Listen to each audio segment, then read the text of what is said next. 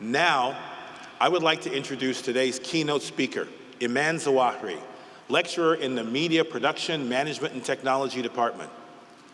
Iman has had an incredible couple of years, including the debut of her feature-length film, The Delightful Americanish, which has won numerous Best of Festival and Audience Awards and was recently acquired by Sony Pictures International. Iman, who is one of the first hijabi American Muslim filmmakers in the nation, has worked on numerous films that have played at over 150 venues worldwide.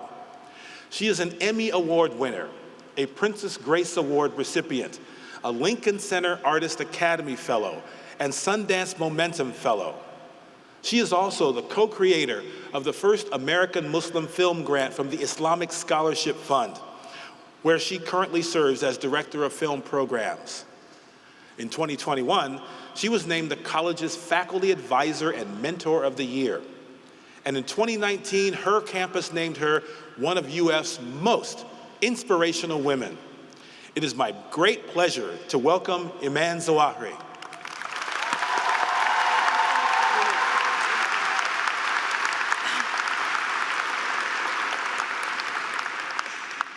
Welcome to your last hours as a student. So, before I start, I have this tradition where I say, you guys ready for class? And everybody has to go, woo, to get hyped for class. So, this is so much more than that. Are you all ready to graduate? Amazing, because that's gonna happen after the speech. So as Dean Brown mentioned, I'm a filmmaker, professor, and alumnus, and I feel so fortunate to be able to teach all of you as you learn your craft. So like most speeches, they begin with a great quote. And I was really struck by this quote that, of course, since it's 2023, popped up on my Instagram feed by actor and writer Will Reynolds, who said, "What's my definition of an artist? An artist processes their lived experience in public so that others may process their lived experience in private. Art is always an act of service." And that's what you all have done, are doing, and will do. Each of you as journalists, communicators, strategists, filmmakers, are all storytelling artists. Your work helps people process their experiences in private and shapes how they view the world. So let's take it back to the beginning. August 20th, 2019, your first day. You made it to the University of Florida. Think about that day. So wide-eyed, excited, yet nervous. You're probably thinking, I'm gonna have the best year of my life. Let's go, college life. September goes by, October. You're trying to figure out the lay of the land, the rights union, and which library is better, Marston or Lib West, and how the atrium and Weimar shield you from the rain. I still run across that like it's gonna rain on me.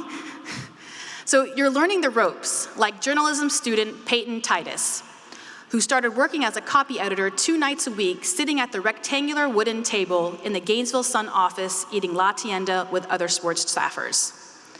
Winter break comes along, and you're like, okay, I made it through my first semester, can't wait to go back. January 2020 starts, woohoo! February, and then what month is it? March 2020. Are you serious? Your freshman year of college in a pandemic? Some of you packed up and went home like a post-apocalyptic world. Others, like student Julian Dingus, were stuck in the dorm all by herself, trying to figure out how to survive with no support. There was confusion everywhere. No one knew what was happening, from the people in charge to our global health leaders. So we all just waited. And we watched a lot of TV and movies, and created social media trends, and made whipped coffee and bread. Art served us. Then in May, everyone was forced to leave campus and summer came around. The world was on lockdown. The death of George Floyd and an increased reckoning of social justice shaped movements around the world. It was a difficult time, and we struggled to make sense of the world. How did we connect with each other when we were physically apart, all just trying to survive? Art strengthened us. Fall 2020, the INC is now a virtual newsroom, your bedroom is now your classroom, your kitchen is your film set, you spent hours in front of computer screens collaborating with peers online. Then we finally start getting back to it, 2021. Like student Alex Nazareth said, you never realize the importance of social interaction until you're able to sit with your peers and laugh again. And those laughs did begin to echo in Weimer Hall. In the basement in G215 editing lab, production students Katrina, Max, Mitra, Matt, Cal, and Harrison sat up all night working on their films in the editing lab while Matt wiped off the pizza greasy keyboard from Cal's editing station. Music echoes in the halls as advertising students give karaoke presentations in Professor Nolan's class. And students in Professor Foley's class wait to see what shirt he will wear as he walks in with a Taylor Swift shirt, being king of the Swifties at the CJC.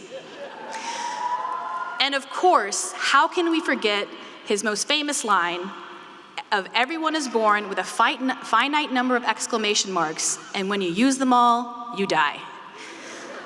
Well, Professor Foley, I'm dead, because I love me some exclamation marks. CJC has challenged you in ways you never thought, like Lauren Garelick, who said as a freshman she felt like a follower, and now she manages our student-run public relations firm of 30 people working with real-world clients. Or Asma Baban, who gave impromptu presentations in class.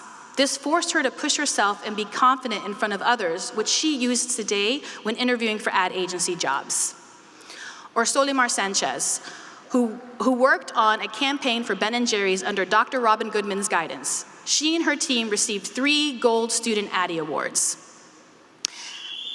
And lastly, Peyton, who sat with bated breath as Professor Herb Lowe line edited one of her stories. Sometimes he pushed her really hard, sometimes he offered her a piece of candy from his stash.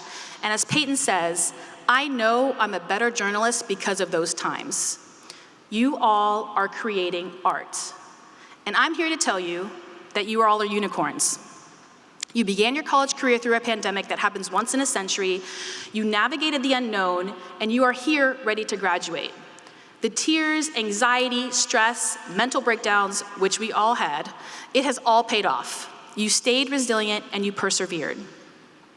Like some of you, I sat where you are and I did not know what was next for me. I ended up taking a turn into a career that I thought was impossible, that no one who looked like me had ever done in the nation with all my multi-hyphenations. It's funny because people called me a unicorn and it made me really uncomfortable. Like, I'm not different. I just want to do what I love, tell stories, and connect. And as we say, story matters. Your story matters, and that art, that act of service you are providing for telling people's stories matters. The stories of people that look like me, Amia, Lauren, Asma, Katrina, Mitra, Solimar, Max, and you. Telling authentic stories that create understanding, connection, and a better world for all of us. So when people think about Florida, they don't think about Florida Man or the trials our state faces, but they think of you and the stories you will tell. So now you're graduating from one of the best universities in the world. You are unicorns. And you know what? I will embrace my unicorn and follow your blessing, which I just learned blessing means a herd of unicorns. Information got it. So as you move forward, I want to leave you with this message. Continue to tell your stories and use your talents to create positive change in the world. Remember that art is always an act of service and that you have the power to shape how people view the world. I know I speak for every single faculty member, admin, staff, and instructor at the CJC when I say we are so incredibly proud of you. You inspire us, and we can't wait to experience the stories you will tell. Congratulations, class of 2023, and thank you. So, thanks, you. Okay, so, thanks, John. So, just like we started the speech hyped, we're gonna end it hyped. So, if you are able, I would like everyone to stand. Let's go to class. And we're about to dance it out to some license-free music, bringing the joy to start your professional career. Welcome to the big leagues. Amia, come on.